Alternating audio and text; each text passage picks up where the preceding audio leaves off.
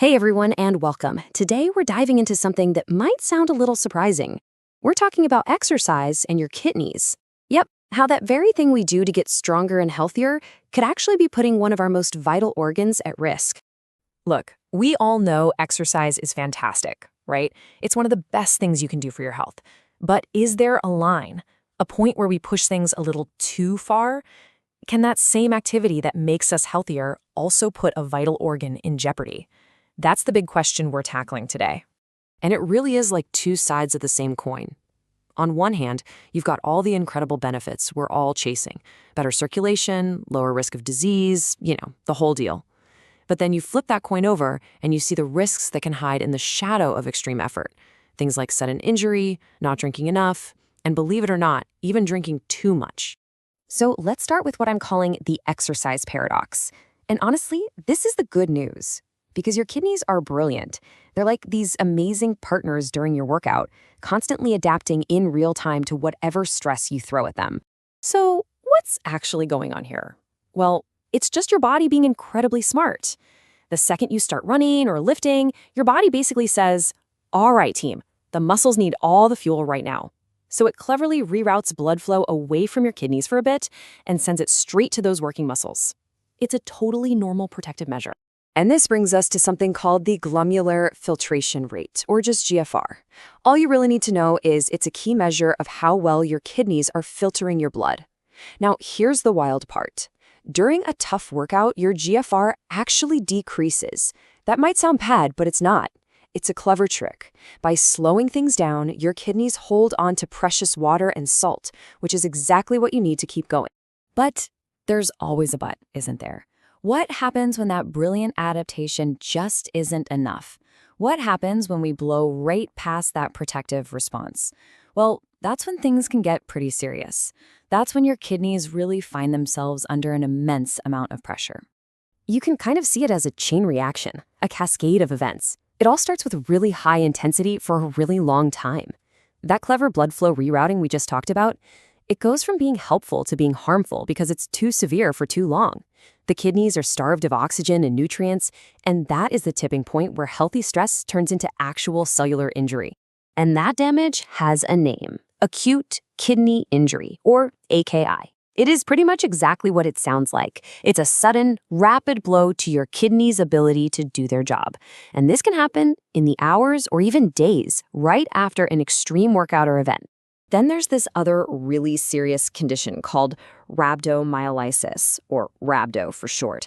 Now, this is pretty intense. It's when your muscles are pushed so hard that they literally start to break down, releasing a protein called myoglobin into your blood. And that stuff is like poison to your kidneys. It can clog up the entire filtering system. One of the classic signs to watch out for, your urine turns a very dark cola-like color. Seriously.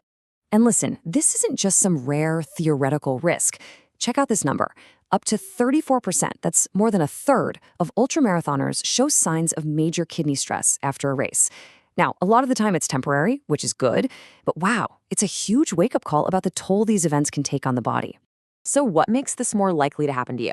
Okay, number one, popping painkillers like ibuprofen, those are called NSAIDs, before a race or a big workout. That's a big no-no. It can mess with blood flow to the kidneys. Then you've got the usual suspects: high heat, not drinking enough, and not getting proper recovery. All of that just stacks the deck against you. And that leads us right into maybe the most critical and misunderstood part of this whole equation: hydration. But here's the thing. It's not as simple as drink more water. It's so much more complicated. It's like you're walking a tightrope. Lean too far one way, you're in trouble. Lean too far the other way, you're also in trouble. And you can see that danger at both ends perfectly here. On one side, you've got dehydration. Drink too little, and you're raising your risk for AKI and rhabdo. But on the other side, drink too much, especially just plain water, and you can get overhydrated, which leads to a really dangerous condition called hyponatremia. So what exactly is that?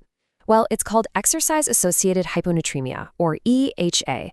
Think about it. When you're sweating for hours, you're not just losing water, you're losing salt, right? Sodium. If you just chug plain water to replace all that fluid, you end up seriously diluting the sodium left in your blood. When that happens, your cells, including your brain cells, can start to swell up, and that is incredibly dangerous. And you know who's most at risk for this? It's kind of surprising. It's often not the super fast pros. It's actually people who are out there on the course for longer, maybe at a slower pace. So they have more time and more opportunities to just keep drinking and drinking at every aid station. Anyone exercising for more than 4 hours, especially folks with a lower body weight, really needs to be aware of this risk. Okay, I know that was a lot of heavy, kind of scary information. But look, the whole point of this is not to scare you away from exercise. Absolutely not. It's to empower you. So let's flip this around and get into the practical, actionable playbook to keep your kidneys safe while you train. Here are 3 simple rules for smart hydration.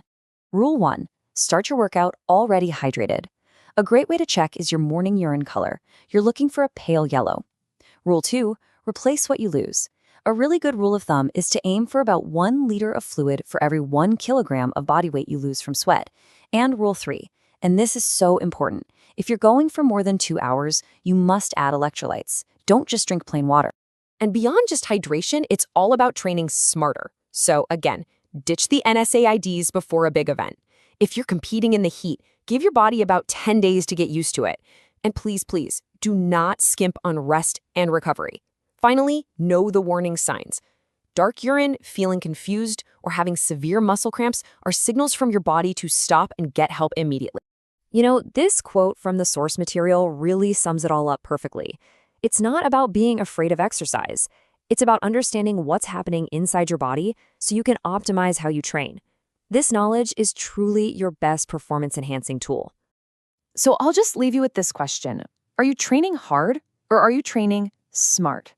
Because pushing our limits is part of the journey, but the real goal is to respect our body's physiology so we can achieve amazing things safely. Thanks so much for watching.